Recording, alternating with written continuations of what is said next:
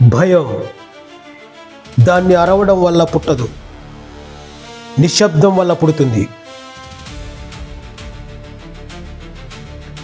నన్ను చూసి చాలామంది చాలా మంచోడు అంటారు. అదే నాకు నచ్చుతుంది.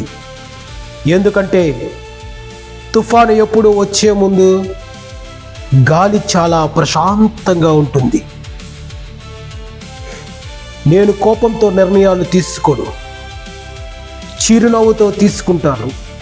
ఎందుకంటే కోపం 2 నిమిషాలు ఉంటుంది, కానీ లెక్క వేసి తీసుకున్న నిర్ణయం జీవితాంతం గుర్తుంటుంది. నువ్వు నన్ను ఓడించాలనుకుంటున్నావా? ముందు నీ కోపాన్ని గెలువు, నీ భయాన్ని గెలువు, నీ అహంకారాన్ని గెలువు. ఆ తర్వాత నా ముందు నిలబడు.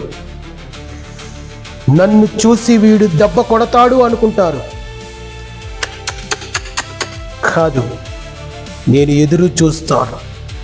ఎందుకంటే కాలం నా కోసం కూడా పనిచేస్తుంది. గుర్తుపెట్టుకో, ప్రపంచంలో అత్యంత ప్రమాదకరమైన మనిషి ఎక్కువ మాట్లాడేవాడు కాదు, అవసరమైనప్పుడు మాత్రమే నవ్వేవాడు.